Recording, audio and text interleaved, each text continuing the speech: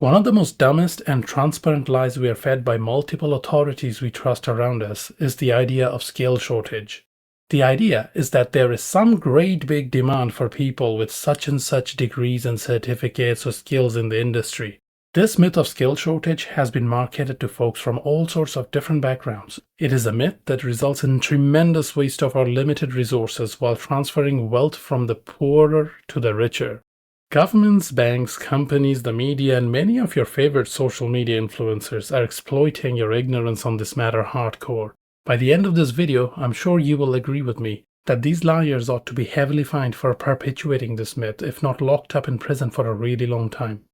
I hope the following brief story will illustrate and explain the nature of the problem. Imagine the following ordinary situation. Mike is watching TV and sees a politician talking about how there is a skill shortage. They need a lot more skilled people to engineer the future of the country. This makes Mike wonder if he should then push his kids towards studying those subjects. Mike speaks to others he knows and finds out that many of these companies are actively reaching out to students at various colleges around the nation. This makes Mike even more curious, so he Googles to know more about it. He comes across endless articles from various companies talking about this gap in the supply of skills that needs to be filled. Before he knew it, he started seeing all sorts of ads about college programs and student loans, etc. Long story short, Mike bites the bullet, sacrifices some of his savings, gets some more from loans, and gets his kids some in-demand higher education.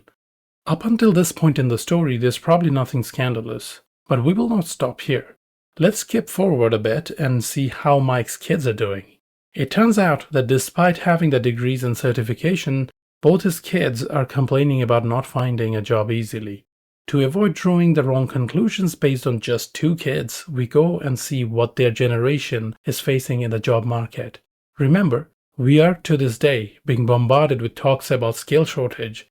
We learned that not only are people struggling to find jobs, for those who do, they cannot afford to pay for their own lives the same way their parents did. Many are even having to move back in with their parents to survive. In other words, their parents with less education, fewer degrees, and lower demand skills manage to be more financially secure than them. I hope this is starting to make you at least doubt that something is off and we are on to something important here. This may seem a bit random, but I promise you it isn't. Have you heard about supply and demand? Put simply, basic economics teaches us that supply and demand for things are strongly linked. For example, if there's one person looking to buy a house and 100 people looking to sell, you can see that the supply is too high compared to that small demand. This will make the price of the houses have to come down if they want to sell. The opposite is true as well. For example, if there's 100 people looking to buy a house, but there was only one house to be sold, you'd see the price listed for that house skyrocket. The 100 people would need to offer more and more to outbid each other and secure the house for themselves. This in economics is referred to as the law of supply and demand. Based on this simple law, let me ask you a question. When was the last time you've seen companies hunting down university graduates and showering them with cash and benefits? Is that really the norm right now? Do folks become highly sought after gems that companies keep outbidding each other to secure? Of course not. That is not the reality we live in. In our reality, it is the opposite. Graduates are the ones who are fighting tooth and nail, competing against each other to get a drop of attention from these companies for a job that doesn't even pay them enough to secure housing for themselves, let alone raise a bunch of kids and secure life for them. So please comment below and explain to me why the law of supply and demand doesn't apply here. Please explain why all that skill gap or labor shortage is miraculously having the exact opposite effect. The truth is much simpler than that. It is all a lie. There was never really a shortage. In the rest of the video, I will try my best to summarize how I think the whole system of lies work. Just know in advance that I don't actually believe that there is any grand conspiracy here.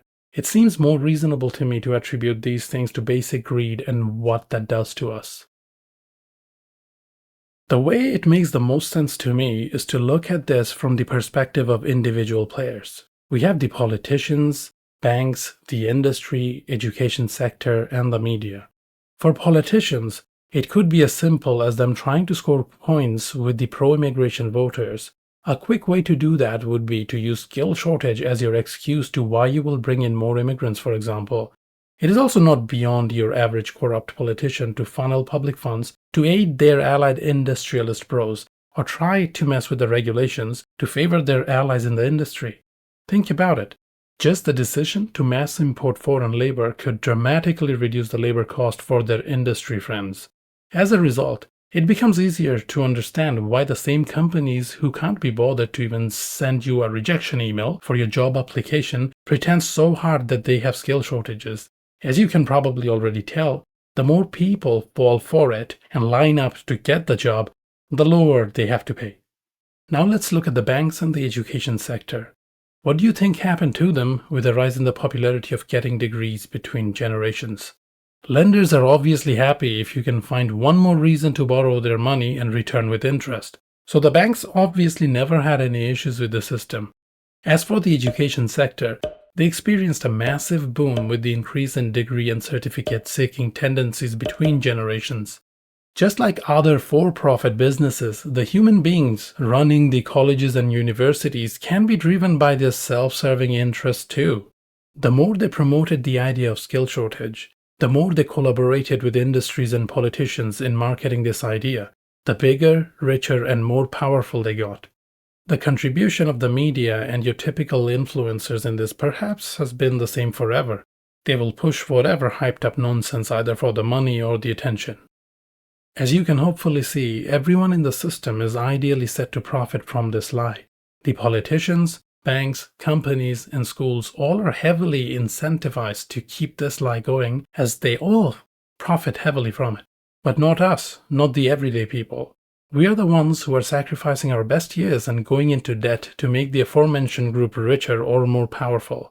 This big lie about skill shortage made it very hard for us to maintain a balance between the number of graduates and related jobs.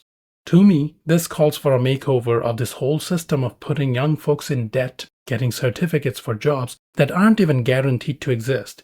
We're essentially making young folks gamble by the millions in the hopes of some elusive sense of securing their future. I can't even imagine how people would react if they secured housing loan and spent additional 4 years in some college to qualify for that house, and then we're told, sorry, we don't even have a house on sale. I'm sure there'd be massive outrage and revolt of the public over such absurdity. But then why would we not revolt against the type of lies exposed in this video? Why is it so acceptable for us to loan big sums and put in years of work and graduate with a chemical engineering degree only to go be a manager at some clothing store? If you have any suggestions on how to fix such a broken system, please comment below and let me know. Please don't forget to like the video and subscribe if you want to support this voice of reason. This has been the Scientalist. See you in the next video.